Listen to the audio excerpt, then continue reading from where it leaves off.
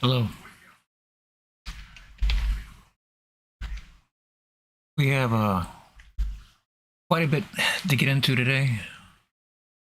Starting out with cicadas being turned into zombies by fungus. We have a lot to get into when it comes to Antarctica, with a lot of what I've been getting into previously and around Antarctica, around the Antarctic zone. You have fast ice, sea ice we've been looking at. We've been clocking icebergs. I unfortunately lost my text file I had that had all the iceberg names, and I've been getting into previously and around Antarctica, around the Antarctic zone. Fast ice, sea ice we've been looking at. Icebergs. I lost my text file I had that had all the iceberg names. Why? There we go. Sorry, I could hear myself, and that threw me off horribly.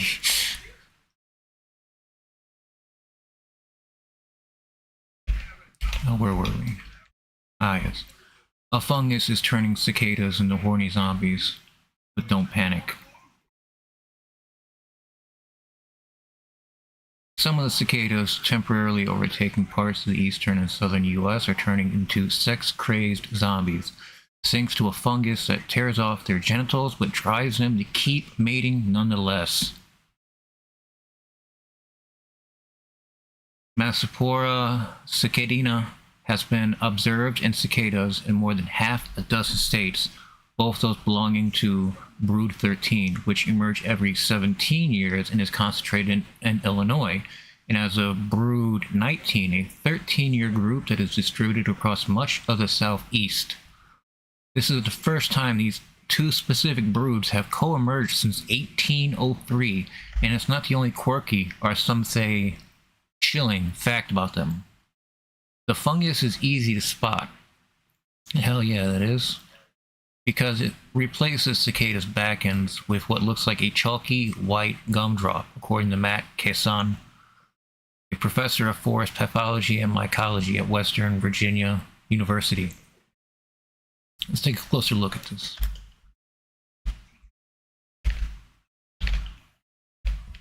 That's a cicada, all right.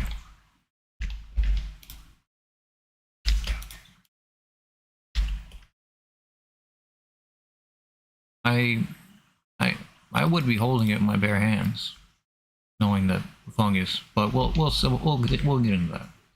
I might mention it. An infected cicada, yeah, damn right. Kassan told NPR last month that the fungus is unique because it does active host transmission, meaning that it keeps the cicada alive and flying around even after a third of its body has been replaced by fungal tissue. This is the puppeteer, the fungus, pulling the strings on its unsuspecting host. It's keeping the host active to attempt to mate to spread the spores. As part of the effort, the fungus also makes cicadas hypersexual. Typically, male cicadas make a loud mating call to attract females.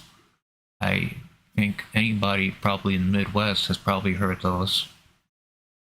Who respond by flicking their wings. Infected males, in their fungus-fueled quest for world domination, will also pretend to be females to mate with other males. Their attempts at reproduction, doomed from the start, only fuel the virus's spread, a group of scientists at Chicago's Field Museum of Natural History told NPR in a statement. Eventually, their fungal plug gets ripped open and they fly around, raining down spores, further spreading the fungus.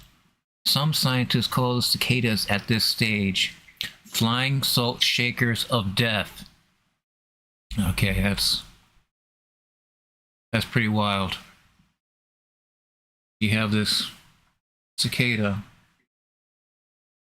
Right here would be its genitals, would be its fungus infection that's replacing its genitals. And as it's flying around, insane, out of its mind, fungus driven, it's letting loose like in air firefighting. You see the pink stuff that gets ripped open from the, or ripped out of the plane that just hits an area of like great interest. It's like that. You just have all this spore, fungus spore that just tear out of it and just like completely just dump everywhere, all over the place of infection. Periodical cicadas only live about 3 to 4 weeks once they emerge from the ground. Oh, really? That I don't think I recalled. Periodical cicadas only live about 3 to 4 weeks once they emerge from the ground. So this year's crop will start to dwindle later this month. The fungus, however, will live on. Stage 1.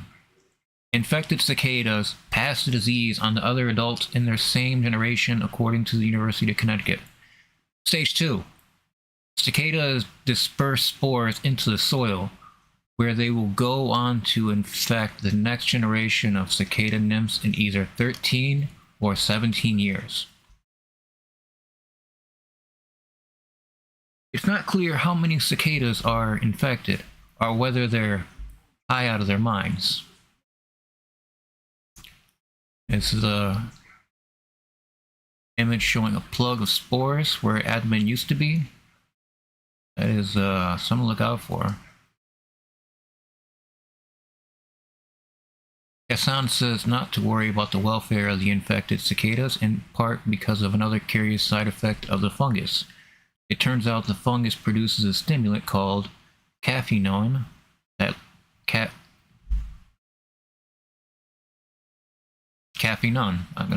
that likely means the cicadas don't mind because they are possibly high out of their minds. A study published in Fungal Ecology in 2019 reported the discovery of caffeinone. We'll try it a different time there, see how that feels. I'll look it up later. A plant-associated amphetamine. Oh. In 4 infected cicada populations in the hallucinogen psilocybin and some annual cicadas infected with the fungus. The Field Museum scientists say those natural amphetamines may affect not only the cicadas, but the bigger animals that prey on them, like birds. You get birds whacked out of their minds. But the amount is so small there is no risk to people or pets. Scientists don't know exactly how widespread this is, or how many of the billions of cicada buzzing around the US will be infected. Field Museum researchers, for example, identified just 7 infected cicadas out of the hundreds they examined on a visit to central Illinois this last week. Kassan estimates the overall incidence of infection at maybe below 5%, but not everywhere. We've encountered some areas where it's as high as 20 to 30%. With climate change and landscape fragmentation, all these cumulatively would tip the scales against cicada to really impact a specific brood. He says his team has collected more data over the last near decade of about 17-year cicadas, so is hoping to get their hands on more infected cicadas from the 13-year population, as well as those in the part of Illinois where the two broods geographically overlap. Kassan is also encouraging observers to alert him to any specimens they want to contribute to his research, and tweeted this week, "The only way to truly experience periodical cicadas and their zombie cicada fungus is to drive them out and meet them in person." He found 18 infected cicada on his first day in the Chicago area. Anyone hoping to get up close to an infected cicada or to avoid them at all costs can rest assured knowing that Massospora doesn't pose a risk to humans. The fungus is also specialized to cicadas, so other animals and people can't get infected by it. They're safe to handle, but you might want to wash your hands afterwards. Yeah, certainly. So this is in line with a lot of what we talk about, like just huge numbers, big, huge shift in numbers. We're talking about blasting snow crabs in the Bering Sea and the loss in the billions. We talked about passenger pigeons that were lost in the billions. Like, we are seeing a huge shift in the mammalian kingdom, and it is due to us, due to war, due to carbon emissions. It's two things that I don't think we'll be able to stop, because militaries don't have to report their impact on environment. You have Russia that burned down tens of thousands of hectares of forest over the last 2 years alone. These forests are not going to be able to get back, and these forests are cooked. That could be an interesting project, but I know other people are already doing that to a much better degree and looking at the forest of Ukraine to see its impact on the wildlife there. There's a lot more higher resolution satellite imagery services that are just way out of the price range of normal people. Probably for good reason, I guess. Okay, so our next story here.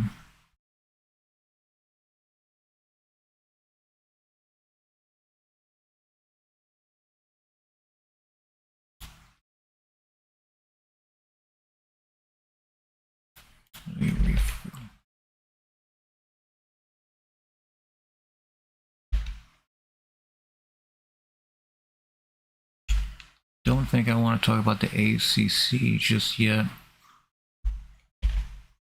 What about Antarctica? Or okay, this will go into the rest, because this is deeply connected to what's happening.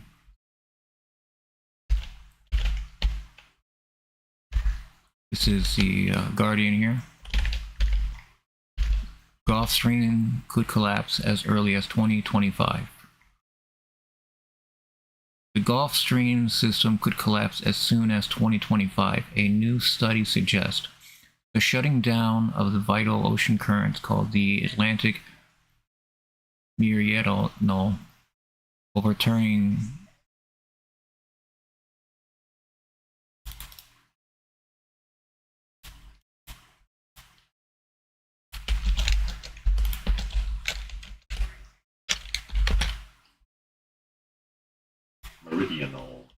Meridional, overturning circulation AMOC by scientists would bring catastrophic climate impacts.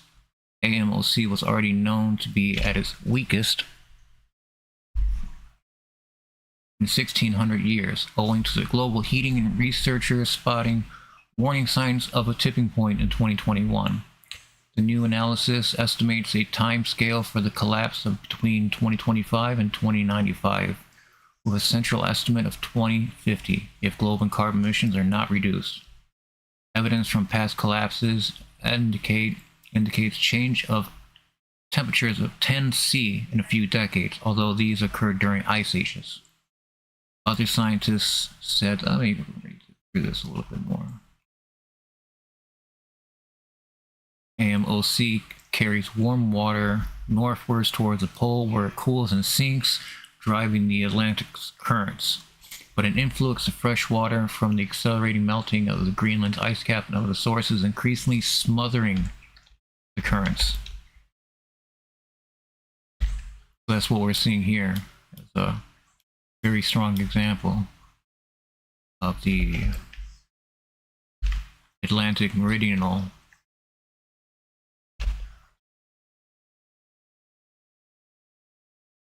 overturning circulation. We've talked about this for the last, I don't know. I know I've talked about this on my channel before. This right here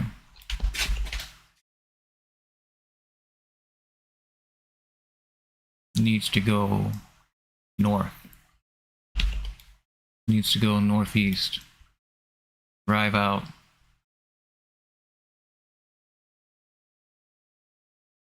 But we're not getting that because these currents are stopping short in the North Atlantic right here.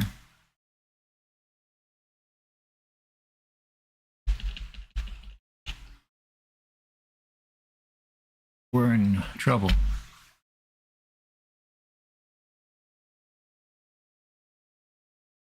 This graphic here.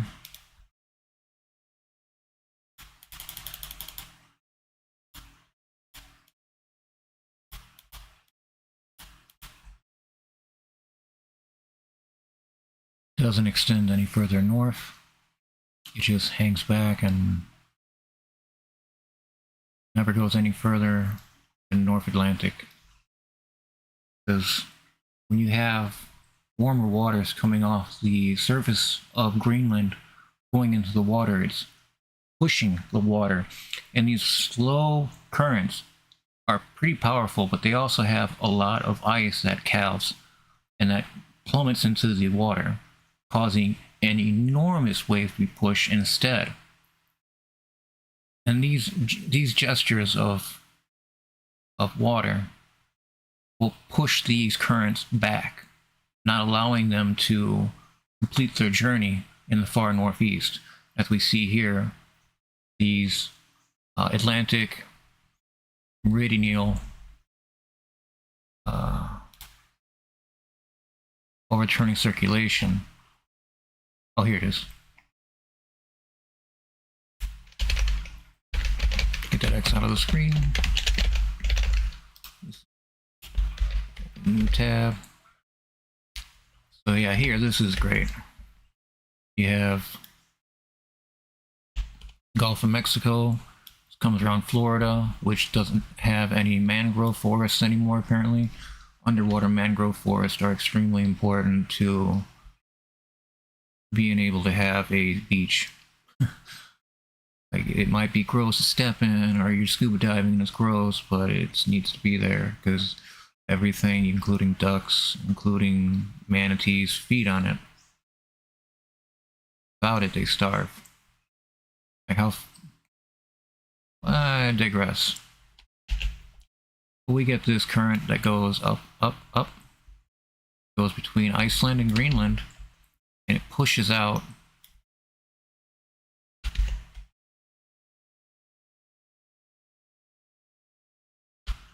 pushes cooler water back. This recycling is something that hasn't occurred in probably over 2 years at least. It has not completed this cycle. And it has to do a lot with Greenland's ice sheets melting. It's losing the glacier algae. There's a lot of food stored up in these areas for different life that we really took for granted as being there. And now that we're discovering such life, it's dissipating. It is not without fault of human beings. Go back. The new results of the study sound alarming, but if the uncertainties in the heavily oversimplified model of the tipping point and the underlying sea temperature data are included, then it becomes clear that these uncertainties are too large to make any reliable estimate of the time of tipping. So yeah, we're seeing this already here.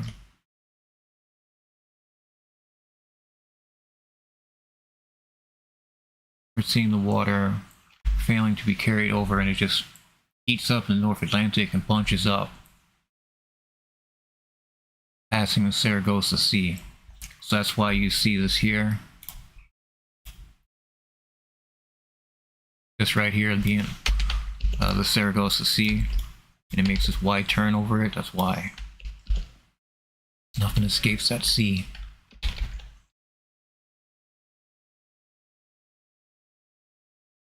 So a large caveat, unknown, said further research was essential, but with what we can see and ascertain based on this, we can go back months, and we can see this Atlantic, the AMOC, not complete its journey further northeast. We don't see the currents coming out from the north back south. It's problematic. You can see just how much it bunches up and the density of it is, and it lets loose and just goes everywhere. That's not how this is supposed to work. This is supposed to go between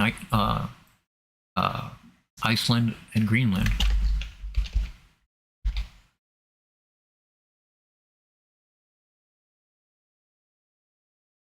And that's happening.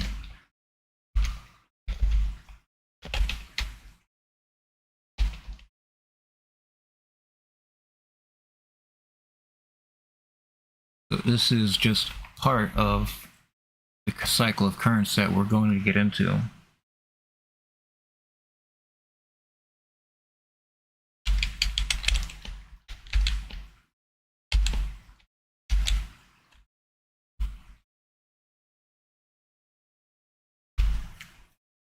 How do you stop a glacier from melting? Simple. Put up an underwater current. This in from The Guardian. This is from February 4th, 2024. A 100-kilometer long curtain moored in the Amundsen Sea bed in Antarctica could prevent catastrophic flooding elsewhere, says scientists.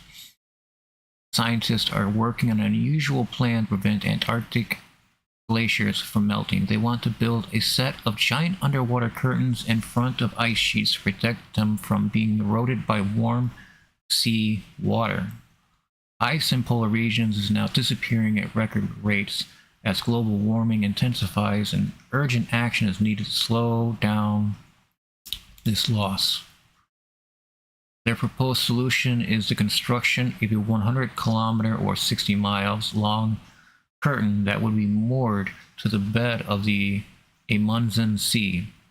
It would rise about 200 meters from the ocean floor and would partially restrict the inflow of relatively warm water that laps at the bases of coastal Antarctic glaciers and undermines them. The Seabed Curtain Project, if implemented, would be one of the biggest geoengineering programs ever taken. It would be a giant project, but then we face a gigantic problem. Glaciologist John Moore of Lapland University told The Observer last week. The melting of glaciers in Antarctica would trigger catastrophic flooding around the planet and results in hundreds of millions of people losing their homes. That will be incredibly bad for civilization as we know it, so we need to do something.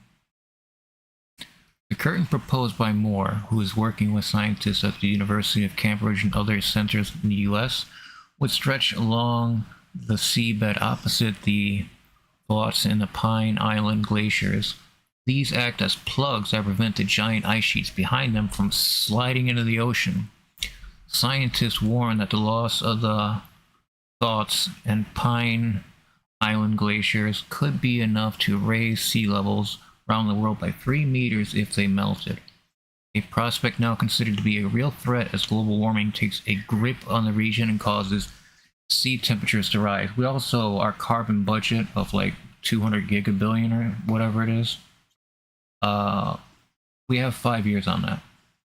We have 40, we have 5 years. Our carbon budget is to be accepted and believed and understood. And we have 5 years at our current rate, which, again, militaries and war don't have to report environmental damages. You have Russia that does so much damage around the world. Completely horrible environmental catastrophes around the world. That is a stream in itself. And these are recent events. We're not talking about 80s, 90s, or we're not talking about, we're talking about just in the last few years. Billions of diesel gas being released into the wilderness. A lot of really insane scope environmental changing, just like how do you even deal with a problem of that magnitude?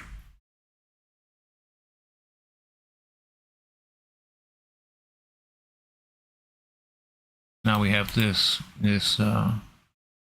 undersea curtain being proposed. That's a lot of material that has to be completely flat. You can't have flaps.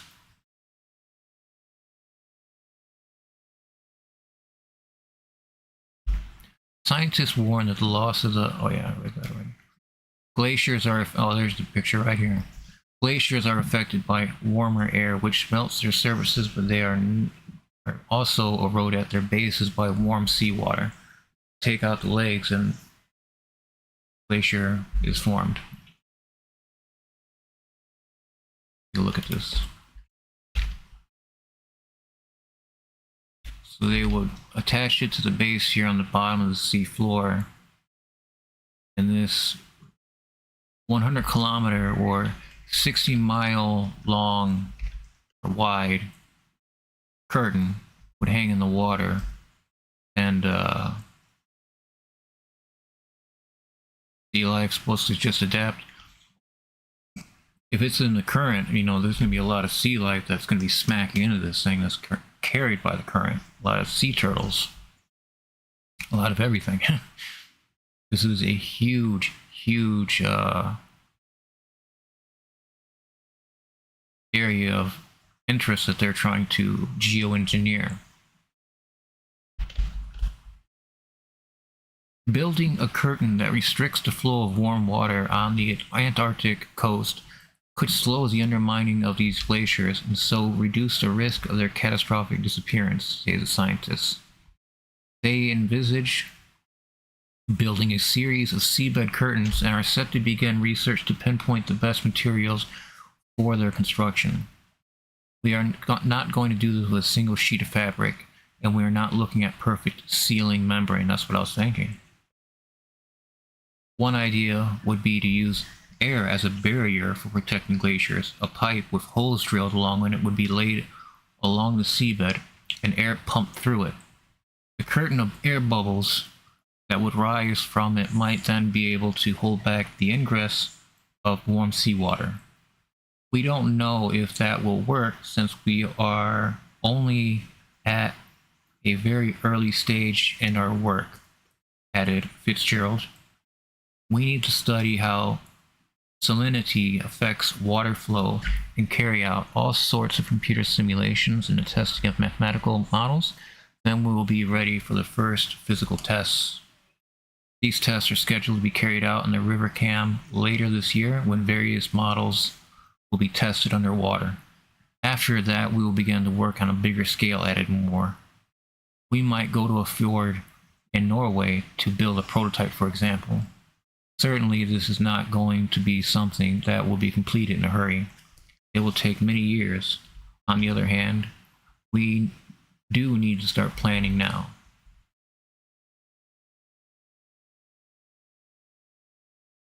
You can't have it 100% sealing membrane. These currents would just tear most things apart. Like, what can withstand the massive amount of water that's flowing? Would it just balloon up and cause it to deform? Would it hold a lot of warm water in this giant bubble and pop? It's very strange. Very strange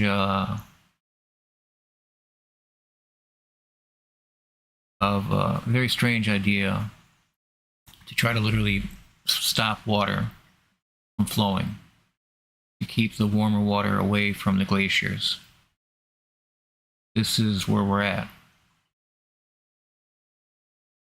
Anybody have a better idea? Not if we want to continue living the way that we're living and not have it any different, but the intense heat and the mild winters are going to be devastating to freshwater supplies. And we want to go and put an ice curtain or an underwater curtain and a very powerful underwater current system. Like, do we know if it even could withstand this? We're going to test this in Norway. It needs to be magnitudes bigger, stronger than it would be able to succeed in Norway. Even though that it would probably be beneficial if we found a way to do this in Norway, but how do you completely section off life underwater? One thing that we're still not getting is how the ocean operates. It doesn't operate in the same way that we think continent zones 360 degrees. And we're just trying to put this 2D shape and fix what is a three-dimensional problem. It is crucial that we do something soon, but we start looking at, okay, what is the carbon footprint of creating this kind of constructing this kind of project? Just what material could it be made out of that could withstand massive amounts of pressure and massive amounts of freezing cold water to warm water? A lot of flexing of material that would have to be. Very interesting, very strange. This is from only 3 months ago as well, from February 4th. So this is going to be, well, I mean, if they test this, I mean, I'm probably see a follow-up of it. But so far, no follow-up. This is an interesting graphic you see here.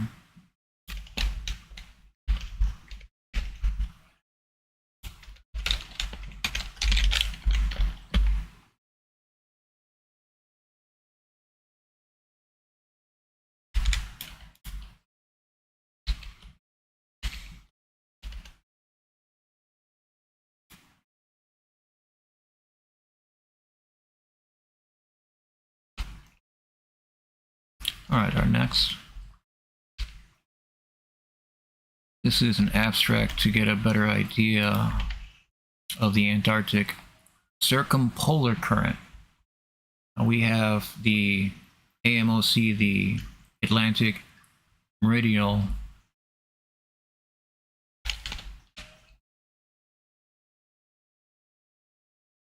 Overturning Circulation. This is the Antarctic Circular Circumpolar Current. This could be found down here. Rather weak.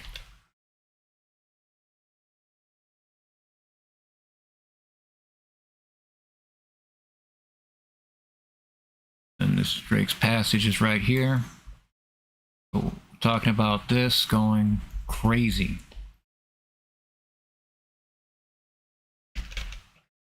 Talking about these currents not able to make their way around Antarctica in the way that they normally would wrap themselves around outside of Antarctica.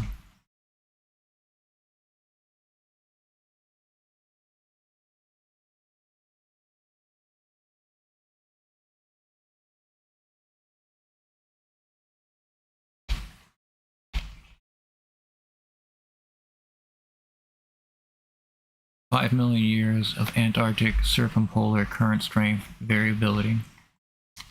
The Antarctic Circumpolar Current represents the world's largest ocean current system and affects global ocean circulation, climate, and Antarctic ice sheet stability. Three things that we've been looking at lately for a while. Today, ACC dynamics are controlled by atmospheric forcing, oceanic density gradients, and eddy activity.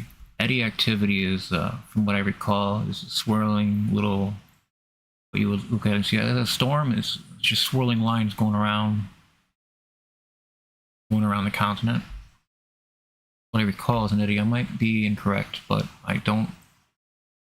It's the only thing reference I can think of right now.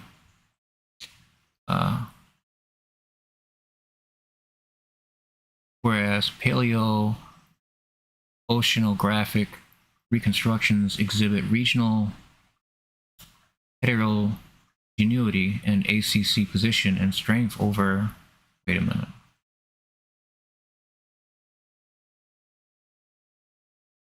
Okay, this is 5 million years. I'm looking for one that does like the tens of thousands. This is.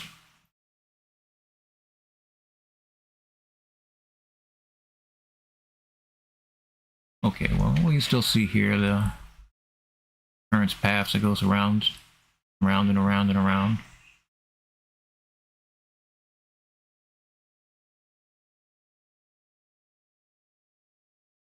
No, this is not what we are looking at.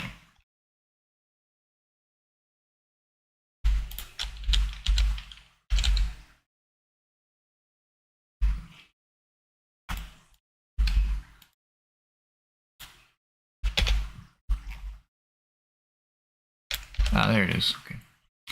Orbital and millennial scale Antarctic Circumpolar Current variability in Drake Passage over the past 140,000 years. Okay, this is the one I was looking at earlier before, and it's my fault for not distinguishing the two beforehand as off a magnitude of hundreds of thousands of years or so, millions of years. The Antarctic Circumpolar Current, ACC, plays a crucial role in global ocean circulation by fostering deep water upwelling and formation of new water masses.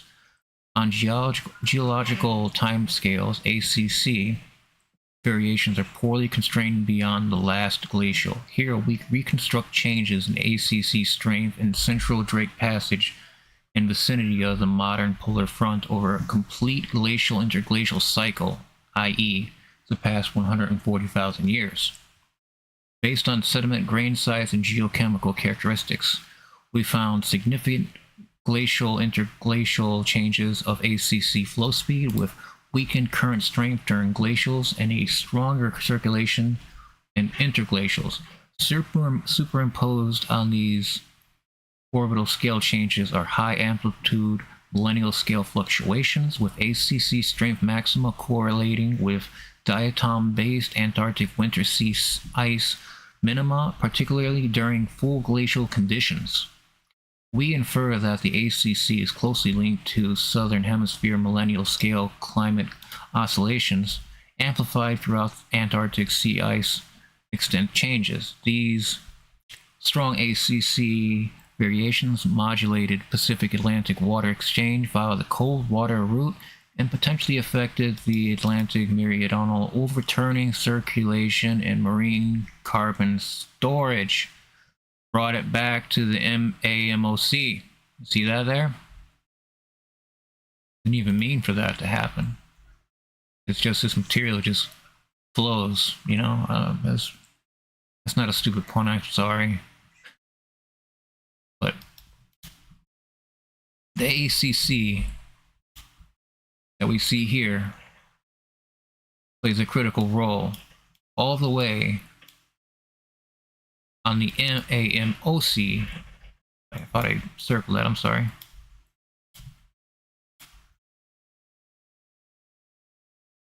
Too big. Yeah, that's fine, I guess.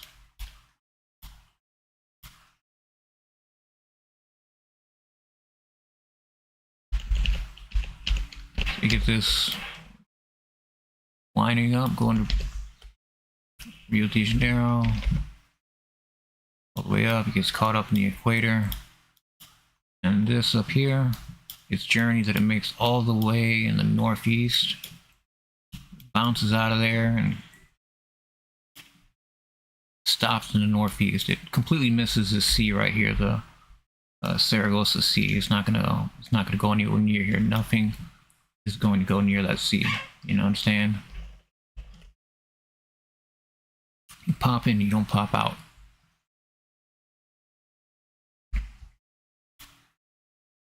I just realized I still have hypersexual zombie cicadas as my text.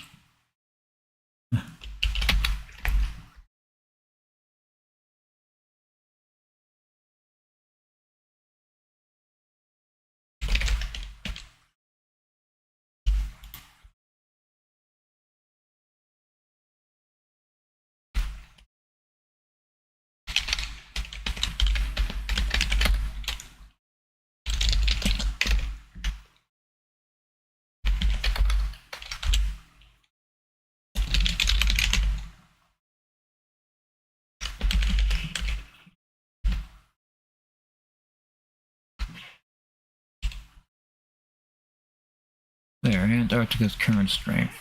There we go. This is back to the 5 million year one. There it is. I'm not going to read the whole article, but I will read probably a sentence or two. The Antarctic Circumpolar Current is the largest oceanic current system on Earth. It represents the it represents the central distributor of global important water masses, as it is intimately linked to meridional overturning circulation cells of adjoining Atlantic, Indian, and Pacific Oceans. So it's going around, and this is actually interacting with the Atlantic, South Atlantic Ocean, South Pacific Oceans. It's coming around, and it's this huge spiral around Antarctica, where the warmer waters would be. But when the warmer waters start invading deeper into Antarctica, we might get currents that get thrown off. And that's when we start to see problems, severe problems. Ocean dying problems. Massive loss of marine life. That's the ultimate goal to avoid, right?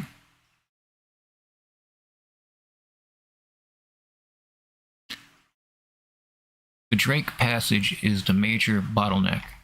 Seen right here in that red star right here.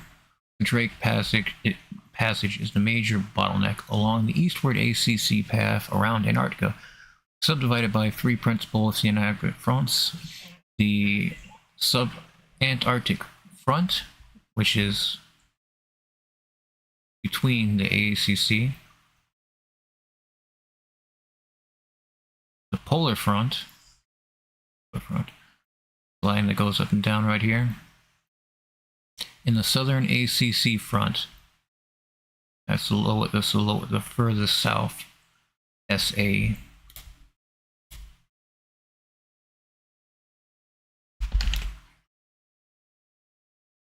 SA CCF.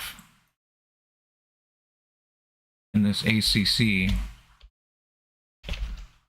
current, a new tab.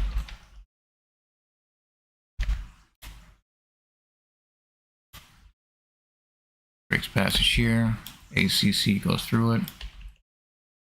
But where would they put this curtain, you know?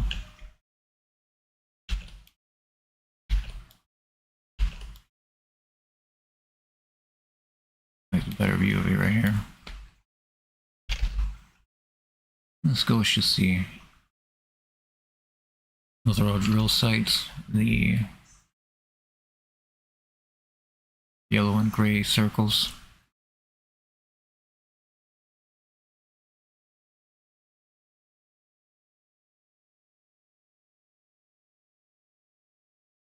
In this work, we reconstruct changes in Pacific Atlantic ACC flow speed on millennial to glacial interglacial timescales over the past 140,000 years, or Ka.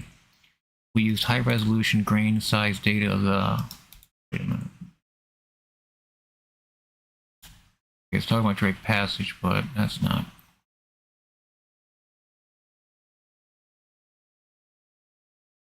Scan right through this.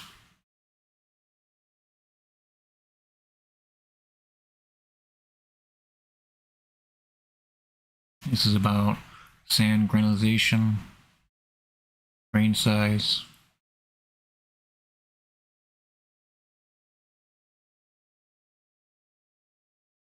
Our sediment record reveals glacial interglacial variations in ACC flow speed and the central Drake Passage over the past 140,000 years. The timing of major ACC changes follows Antarctic temperature variations, which is what we've been talking heavily about, implying the ACC strength in the Drake Passage is sensitive to large-scale southern hemisphere climate oscillations. The last interglacial was warmer than today, and our record indicates average. Don't know what that means here, the SS.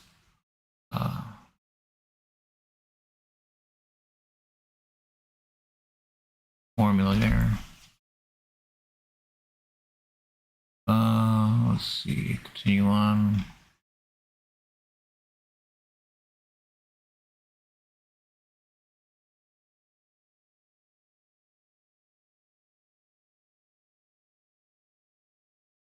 We continue, just scanning the article.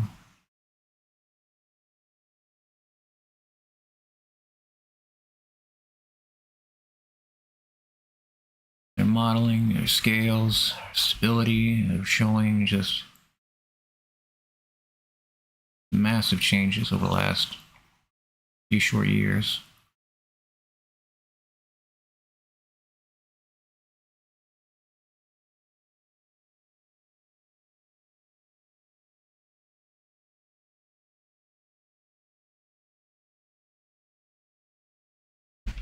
And that is the ACC.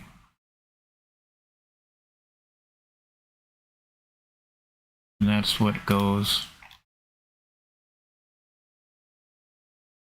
right here. Makes its way all the way northeast and stops in the North Atlantic. Climate change is happening already.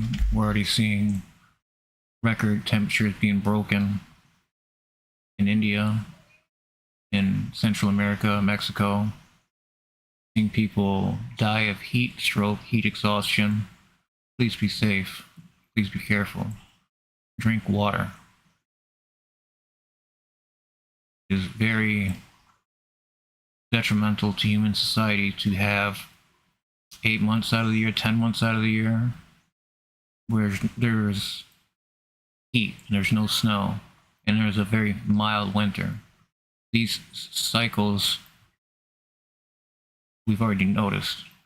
We've noticed that with sea ice not forming in the Midwest, Michigan, all that, and a lot of the sea ice being broken up in the Great North. We also have Greenland that is melting down. Better way of putting it. This is Greenland.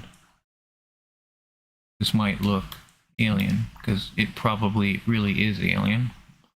Because this is exposed land that hasn't been exposed in a very, very long time. Can it be covered again by snow? Is the snow algae still there? Algae?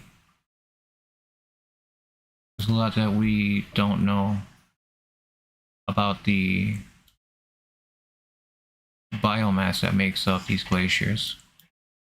Could they just be like our coral reefs and suffer heat stroke like in a human being, when the temperature, they can no longer handle it.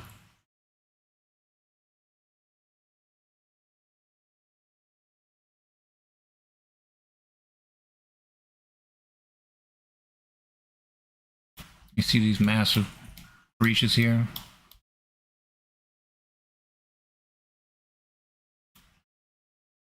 Three huge breaches of ice.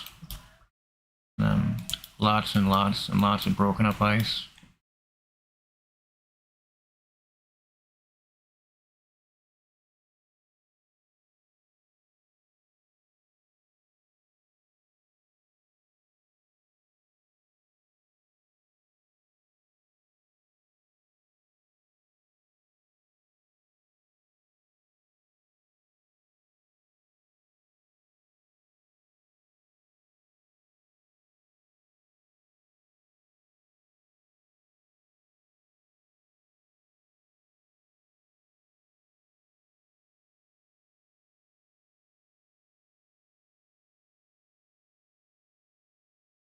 A lot of exposed rock, a lot of, all these islands are exposed.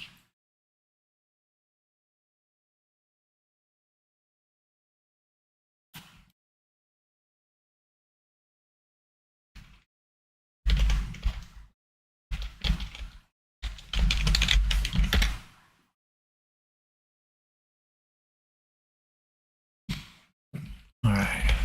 I thank you for joining me during this. I appreciate it. Please, if you haven't already, like the stream, subscribe to the channel. Helps keep me motivated to continuing putting out this kind of content, especially relating to glacier health, our glacier health.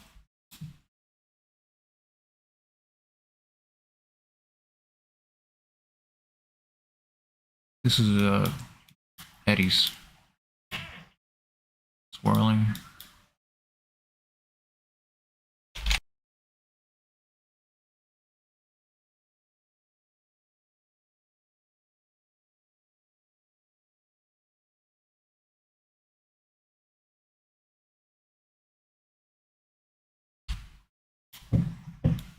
What? Do you want me to stop?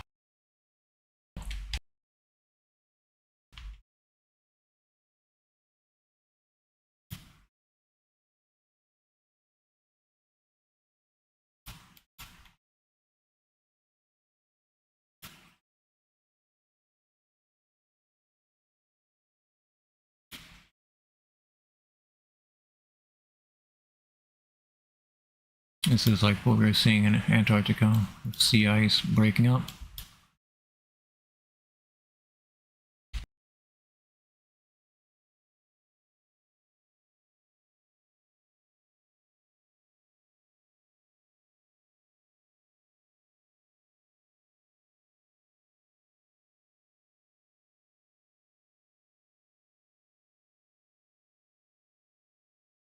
Plenty of sea ice broken up. These plates here. I'm missing the fast ice that will connect all of them together. So they're free floating and they bump into each other and they bump these, break apart, shatter.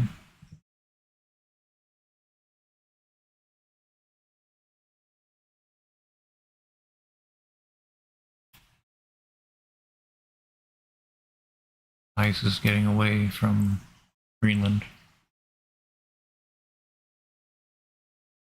That's not good. This kind of color that you don't want to really see right now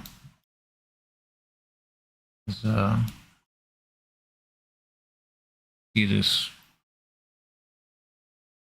loads. I'm sorry, it's taking a moment. Acidic, highly acidic.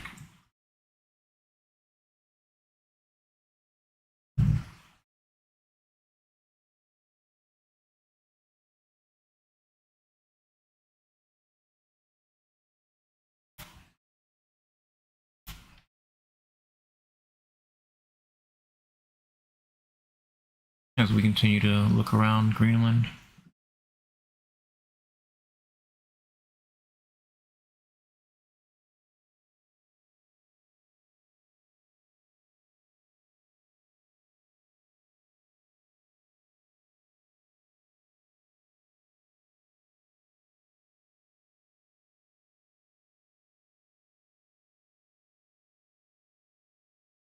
All that sea ice breaking up and falling out.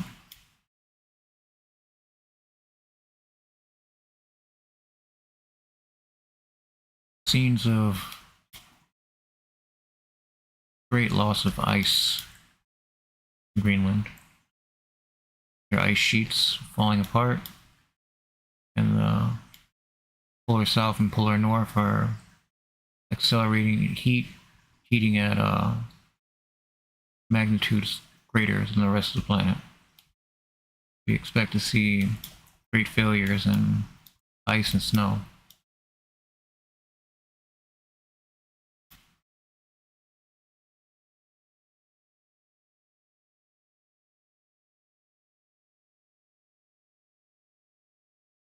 But this is happening this quickly. Pretty incredible. Maybe we hit the carbon budget without realizing it before, causing a great choking period.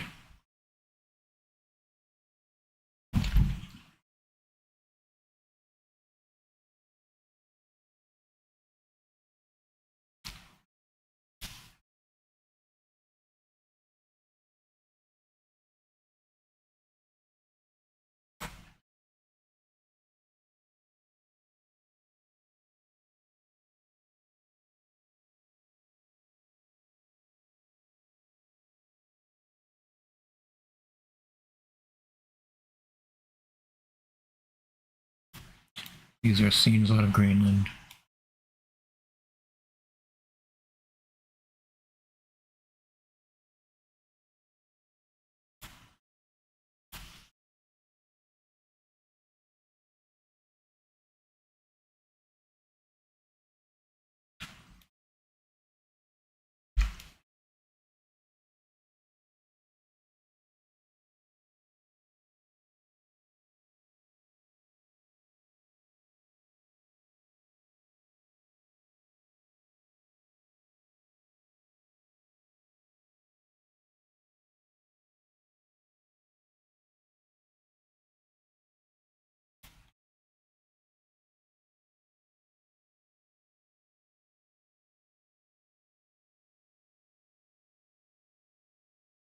That's more like what we're looking for here.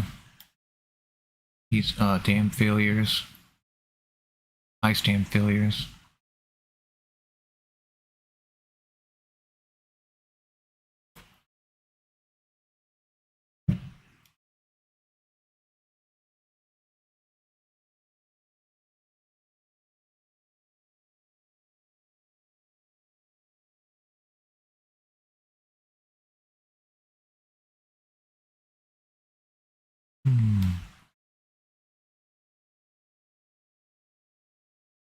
That'd be an area to watch out for.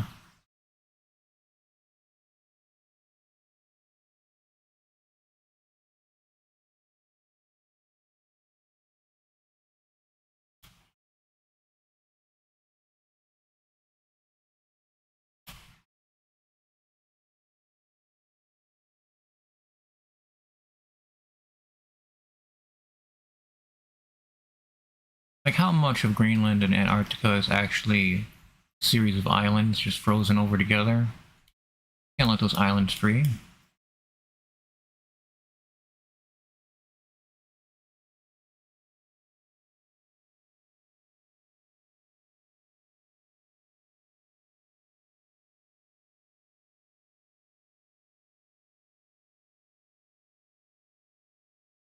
Last of a few glaciers probably.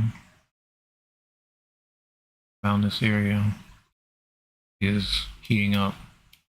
Snow is melting and the sea ice is disappearing. You should be seeing more, a lot more.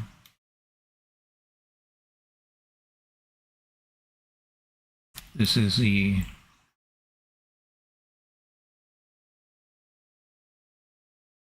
west side of Greenland.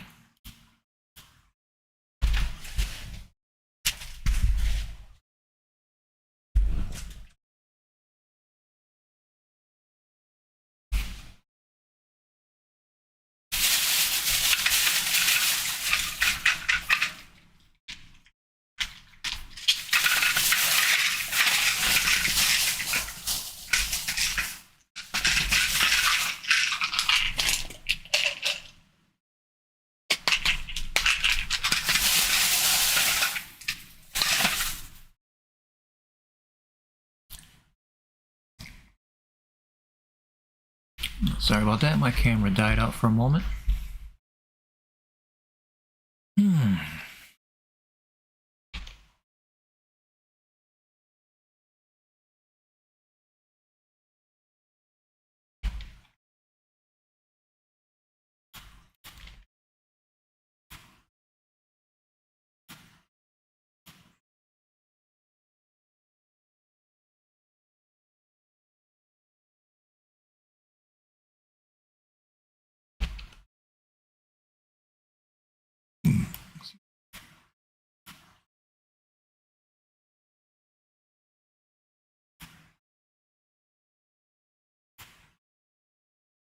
A lot of open water, a lot of division, and a lot of ice slides after packed up here. It goes down, and the sides of the hills, the peaks, the valleys, they slide down. A lot of ice that's broken and bobbing around, but we don't know how deep that ice goes. You know, it could be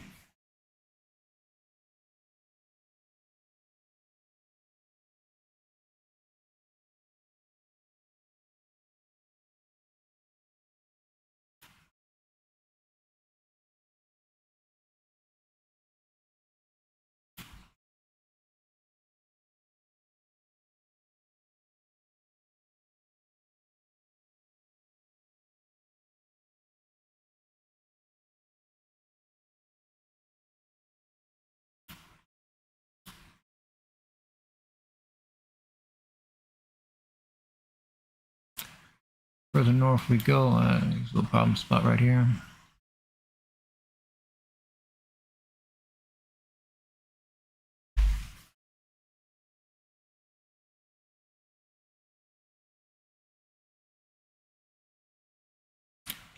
Greenland is in trouble.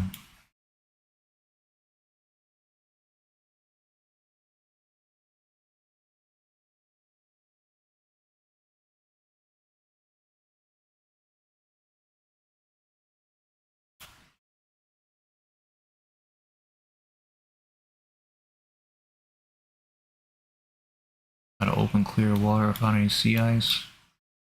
A lot of discolored water that's kept up in these valleys here that will eventually flood to the point that they drain.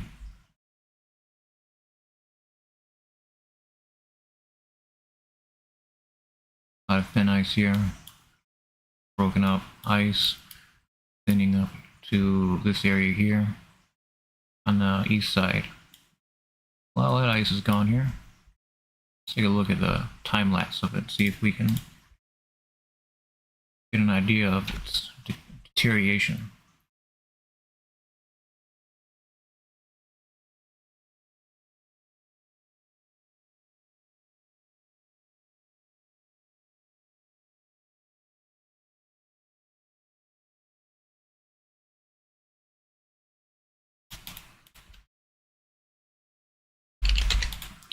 See if this was a more recent phenomenon or this just happened.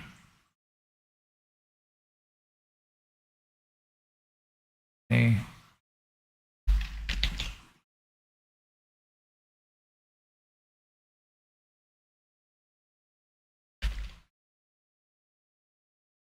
Okay.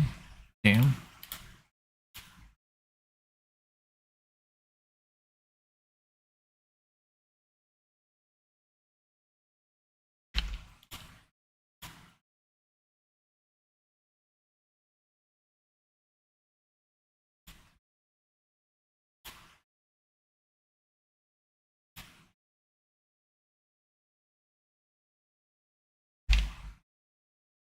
That's a huge difference.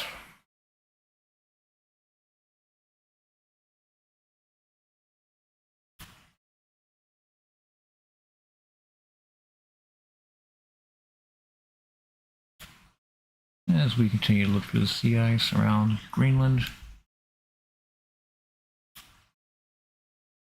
looking for areas like this,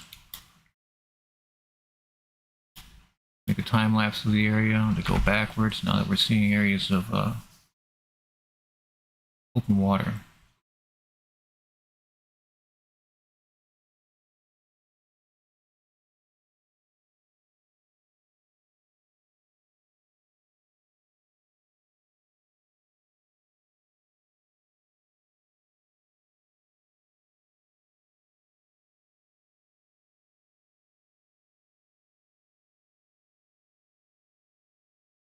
Very dramatic recent changes in Greenland. We've been looking at Antarctica for so long, just have not looked at Greenland in a minute. It looks like it's in rough shape. These dams dry, melt into an area here that floats away, where it concentrates all the water ice. Eventually breaks up and floats away, knocking out all this other thinner ice.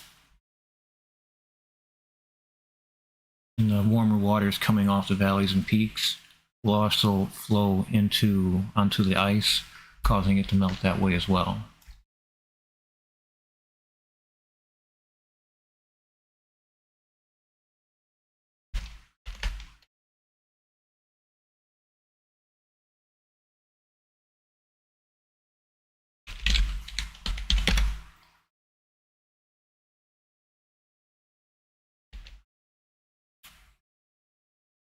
This is a side of Greenland that should be experiencing the AMLC. Not, so we're seeing a lot of warming waters as it builds up. Could be dramatic changes over the next few days, few weeks, few months, who knows. Oh, look at that. That ice broken up. These ice sheets need to stay there, let alone if they're just in pieces.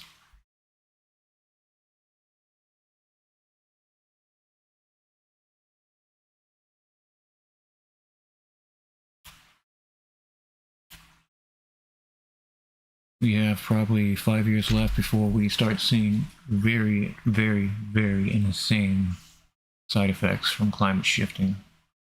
There's going to be climate change. It's been climate change, but what is it going to change into? It's not going to change in anything. It's going to just be worse. Everything. And there's no safe place to be. There's no island that's going to avoid all this. There's no place in the United States or Australia or China or all throughout Africa. Everyone is going to experience extremes. And there's no amount of "don't frack near me" that's going to save the person and their property, and their worldly possessions. We are going to be reminded that we are not the world. We are dooming ourselves, bombing ourselves into extinction, dragging ourselves into extinction. And with so much of the population realizing that there is something really wrong happening that should not be happening, they might not know exactly how to put it, how to say it, how to phrase it. Because it's just so complicated, so confusing, based on the misinformation and disinformation that's constantly leveled at all sorts of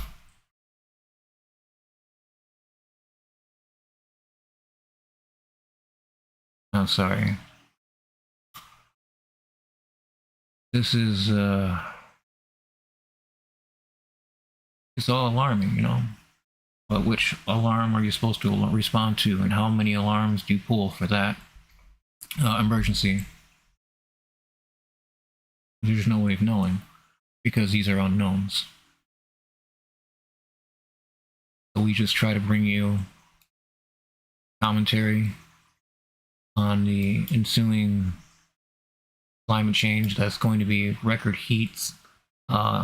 Arizona, California, Florida, Texas, parts of Texas, and Mexico as well.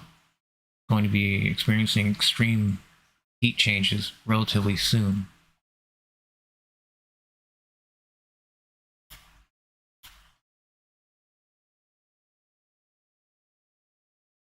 I thank you for your interest in this channel and what I try to do here.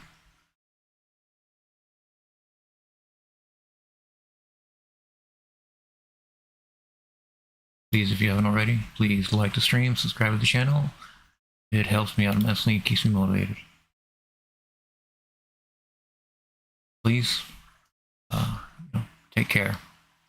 I will be calling the stream here. Thank you.